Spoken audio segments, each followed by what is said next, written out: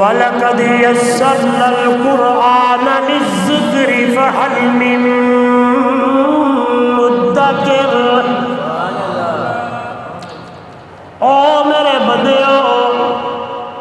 مجھے اللہ ہونے کی قسم ہے، مجھے رب ہونے کی قسم ہے،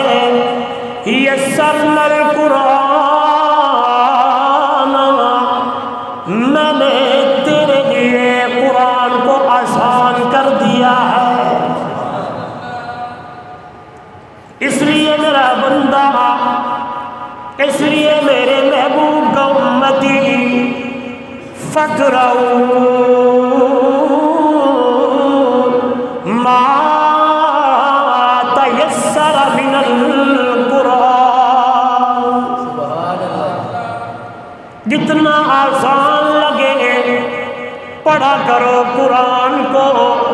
کیونکہ ہم نے قرآن کو آسان بنایا ہے۔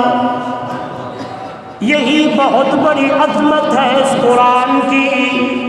کہ جو ایک مرتبہ سنتا ہے، جس کے کان میں ایک مرتبہ قرآن کی آواز آتی ہے، ادھر دیکھیے گا، ہاں اگر وہ مفہوم نہ جانتا ہو،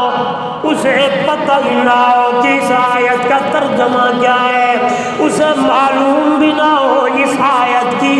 شان نزول کیا ہے، اسے علم بھی نہ ہو کہ یہ آیت مکی ہے یا مدنی ہے، لیکن دنیا والوں، میں نے قرآن مقدس کے اندر ایسی تاثیر رکھ دی ہے کہ جب بندہ قرآن سنتا ہے، اس قرآن کے اندر ایسی تاثیر ہے کہ اندر خود بخود منہ ہو جاتا ہے۔ اس لیے تو قرآن نے کہا،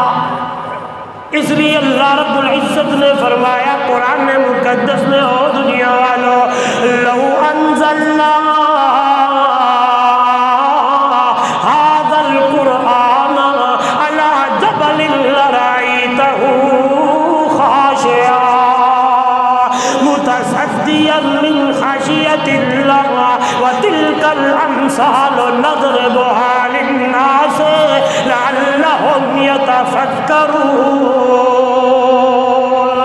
او دنیا والو، یہ جو قرآن ہے، اگر ہم یہ قرآن پہاڑوں کے اوپر اتار دیتے، کتنے بڑے مضبوط ہیں، تو دنیا والو، لو انزلنا، اگر ہم یہ اتارتے، ھذا القرآن، یہ جو قرآن ہے، علی جبل، پہاڑوں کے اوپر جو اتنے بڑے سخت ہے، اور دیکھنے والا بندہ